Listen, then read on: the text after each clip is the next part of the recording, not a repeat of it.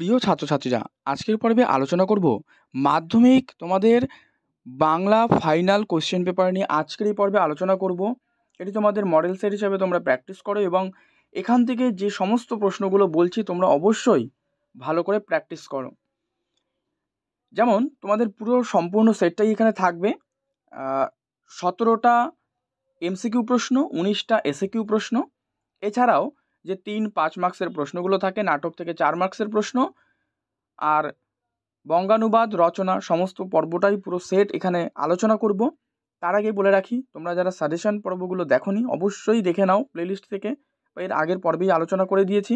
এবং ব্যাকরণেতে তোমরা যারা সম্পূর্ণ নম্বর পেতে চাও, 1 দাগে 7-8টা প্রশ্ন থাকে, 2 দাগেও 8টা প্রশ্ন থাকে, এই যে 16 বা 17টা প্রশ্ন, 17 মার্কস, তোমরা যারা সম্পূর্ণ পেতে চাও অবশ্যই আলাদা একটা দেখো, ভিডিওতে দেওয়া রয়েছে 17 এইভাবে তোমরা ওই প্রশ্নগুলো ভালো করে প্র্যাকটিস করো এবং আমি ওই ভিডিওতে যা যা বলেছি তোমরা মনোযোগ সহকারে শোনো। নিশ্চিত তোমরা প্র্যাকটিস করলে ব্যাকরণের সম্পূর্ণ নম্বরটাই কিন্তু তোমরা পাবে। তো যাই হোক, এবারে আজকের এই সেটটা আমি আলোচনা করছি, তোমরা একবার দেখো। এখান থেকে প্রথমেই রয়েছে, পৃথিবীতে এমন অলৌকিক ঘটনাও ঘটে। এগুলো এমসিকিউ প্রশ্ন, 17টা আগে আলোচনা করে দিচ্ছি, দেখো। তো অলৌকিক ঘটনাটা কি? অলৌকিক ঘটনা হলো যে তপনের লেখা গল্প সন্ধ্যাতারা পত্রিকায় ছাপা হয়েছে। 2, খুব হয়েছে হরি, এইবার সরে পড়ো, অন্যদিকে যাও। একথা কে বলেছে? একথা বলেছে কিন্তু কাশীনাথ।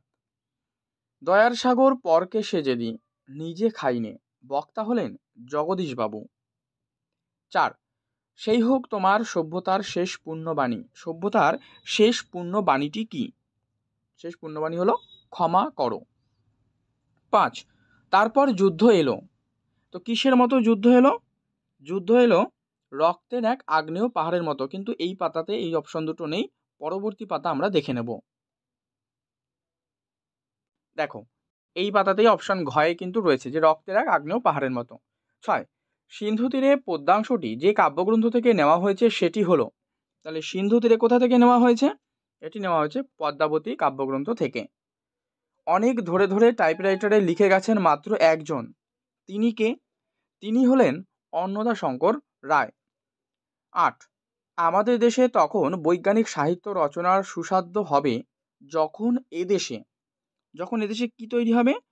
যখন এদেশে বিজ্ঞান শিক্ষার বিস্তার ঘটবে। 9, শ্রীপান্থ ছদ্মনামে লিখেছেন, কি হবে? উত্তর করো, নিখিল সরকার। আমি ভাইকে সাইকেল দিলাম, এই বাক্যের নিম্নরেখ পদ দুটি হলো। এই যে ভাইকে আর হচ্ছে সাইকেল, দেখো এই দুটোর নিচে আন্ডারলাইন করা রয়েছে। তাহলে এই বাক্যের নিম্নরেখ পদ দুটি কী হবে? প্রথমটি হবে গৌণ কর্মকারক এবং পরেরটি হবে মুখ্য কর্মকারকের উদাহরণ। ঠিক আছে, 10টা প্রশ্ন হলো, পরবর্তী পেজ দেখে নাও। প্রশ্ন, রাজায় রাজায় যুদ্ধ, এই বাক্যের কর্তাটি হলো। এইটা তোমাদের পরীক্ষায় কিন্তু খুব আসেই, তো এটা একটা কমনই কোয়েশ্চেন। এটা করো ব্যতিহার কর্তা, রাজায় রাজায় যুদ্ধ। উপনগরী, এই সমাসটি গড়ে উঠেছে সামীপ্য অর্থে। উপমান ও উপমেয়র মধ্যে অভেদ কল্পনা যে সমাসের বৈশিষ্ট্য তা হলো। উত্তর, রূপক কর্মধারায় সমাস। আজকের দিনটা বেশ কাটলো, গঠনগত দিক থেকে বাক্যটি হলো সরল বাক্য। এগুলো আমি সমস্ত পার্টই বুঝিয়ে দিয়েছি, তোমরা যারা দেখেছো ক্লাস অবশ্যই তারা পারবে এগুলো। 15 নম্বর, সে সারাদিন খুব পরিশ্রম করে গভীর রাতে ফিরল। এই বাক্যের যে নিম্নরেখ অংশ সেটা কি হবে? মানে আন্ডারলাইন করা রয়েছে, দেখো, সারাদিন খুব পরিশ্রম করে গভীর রাতে ফিরল। এটি তোমরা উত্তর করো যে বিধেয়। 16, আজ কি তোমার বাজার যাওয়া হয়নি, এখান থেকে এসছে কি? আজ কি তুমি বাজার যাওনি? এই যে বাচ্য পরিবর্তনটি হলো, দেখো এগুলোও আমি তোমাদেরকে প্রশ্নে রেখেছি, কিন্তু অবশ্যই ব্যাকরণ অংশটা দেখো, তোমরা নিশ্চিত সেখানে সম্পূর্ণ মার্কস পাবেই। তো যাই হোক, 16 যে উত্তর করো, এটি ভাববাচ্য থেকে কর্তৃবাচ্যে পরিবর্তনের উদাহরণ এটি। পরবর্তী পেজ দেখো। 17 নম্বর প্রশ্ন। 17 নম্বরে রয়েছে বাঁশি বাজে, এটা কি হবে? অসম্পাদক কর্তৃবাচ্যের উদাহরণ, বাঁশি বাজে। আর এখানে এই 17টা প্রশ্ন কমপ্লিট হলো। এবারে দেখব এসএকিউ পার্ট, যেটা হচ্ছে 19টা প্রশ্ন থাকে, কম বেশি 20টি শব্দের মধ্যে উত্তর লিখতে হয়। দেখে নাও প্রশ্নগুলি। এই যে প্রশ্নগুলো রয়েছে, এখানে কিন্তু 4টে প্রশ্নের উত্তর করতে হয়, যেখানে তোমরা 5টা প্রশ্ন পাবে। এগুলো আমি আলোচনা করছি না।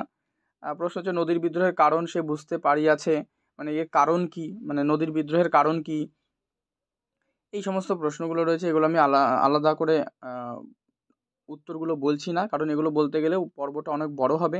প্রয়োজন হলে অবশ্যই কমেন্টে জানিও, উত্তর পেয়ে যাবে তোমরা।